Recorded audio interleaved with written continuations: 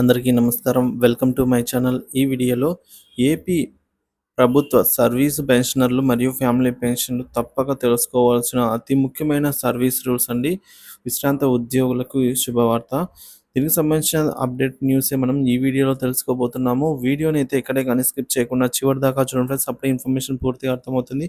Video చూస్తున్న ప్రతి ఒక్కరు వీడియోకి లైక్ చేయండి. అలాగే ఈ వీడియోని తోటి పెన్షన్ మిత్రులతో అయితే షేర్ చేయండి. కొత్తగా మన ఛానల్ చూస్తున్న వారు సబ్స్క్రైబ్ చేసుకుని వారు ఎవరైనా ఉన్నట్లయితే దయచేసి మన ఛానల్ని సబ్స్క్రైబ్ చేసుకోండి. దీని ద్వారా నేను చేసే లేటెస్ట్ వీడియోస్ అన్నీ మీ వరకు రీచ్ అవుతాయి. ఆలస్యం చేయకుండా మన వీడియోలోకి అయితే వెళ్ళిపోదాము. ఫ్రెండ్స్, ఇక విషయానికి వచ్చినట్లయితే ప్రభుత్వ ఉద్యోగుల కుటుంబ పెన్షన్ నిబంధనలకు సంబంధించినటువంటి రాష్ట్ర ప్రభుత్వం 2019 నవంబర్ 25న ఇచ్చినటువంటి GOMS నెంబర్ 152ని ఇటీవల హైకోర్టు అయితే రద్దు చేసింది. ఈ జీవో రాజ్యాంగ విరుద్ధంగా తేల్చిందనమాట. ఈ చట్టం ద్వారా తెచ్చిన నిబంధనను కార్యనిర్వాహక ఉత్తర్వులు భర్తీ చేయాలని హైకోర్టు అయితే స్పష్టం చేసింది. 1980లో ఏపీ రివైజ్డ్ పెన్షన్ రూల్స్ చట్ట విరుద్ధమైనవని, ఇందులో విడాకులు తీసుకున్న కుమార్తెలు పెన్షన్ పొందే విషయంలో ఎలాంటి షరతులు విధించలేదు అనైతే సుప్రీంకోర్టు స్పష్టం చేసింది ఫ్రెండ్స్. ఈ నిబంధనల ప్రకారం కారు నియామకాల ఉత్తర్వులు మార్చడానికి వీలు లేదని అయితే పేర్కొంది. ఇక పదవి విరమణ తర్వాత ప్రభుత్వ ఉద్యోగి కనుక మరణిస్తే ఆ ఉద్యోగికి వితంతు కుమార్తె కానీ అటువంటి ఉద్యోగికి వితంతు కుమార్తె కానీ లేదా విడాకులు తీసుకున్నటువంటి కుమార్తె ఇద్దరు ఎవరైనా వీరికి పెన్షన్ పొందేందుకు అనర్హులుగా చేయడము సరికాదు. వీరు కూడా కుటుంబ పెన్షన్ పొందడానికి అర్హులేనని అయితే సుప్రీం తీర్పు చెప్పిందనమాట, తేల్చి చెప్పింది. వీటికి సంబంధించిన మరికొన్ని ముఖ్య అంశాలను ఇక్కడ తెలుసుకుందాం. మరికొన్ని రూల్స్, సర్వీస్కి సంబంధించినటువంటి రూల్స్ అండి.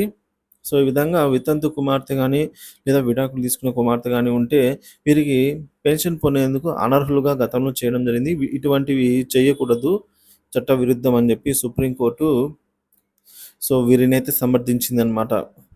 ఈ కుమార్తెలకి అర్హత ఉంటుంది, కుటుంబ పెన్షన్ తీసుకునేందుకు అర్హత అయితే ఉంటుంది, ఒంటరి మహిళ కాబట్టి.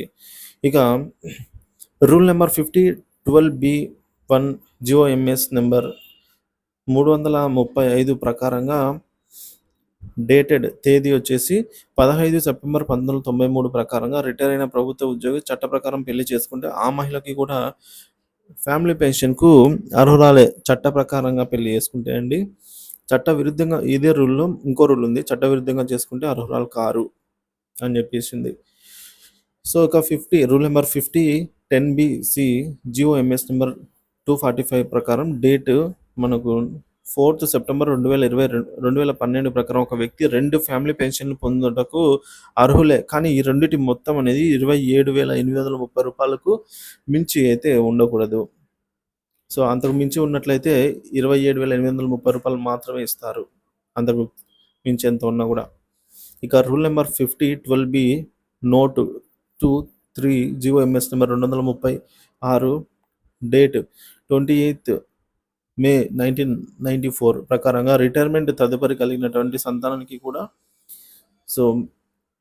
PPO జారీ చేసిన తర్వాత సంతానం వారికి పిల్లలు పుట్టిన తర్వాత కూడా, అంటే రిటైర్మెంట్ తర్వాత పిల్లలు పుట్టిన వారు కూడా ఫ్యామిలీ పెన్షన్కు అర్హులై ఉంటారు అని తేల్చి చెప్పేసింది సుప్రీంకోర్టు.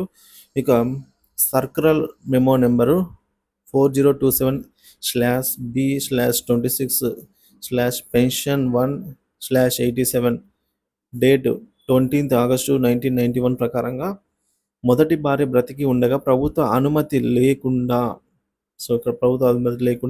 మరో పెళ్లి చేసుకున్నట్లయితే రెండవ భార్యకు కుటుంబ పెన్షన్కు అర్హురాలు కాదు.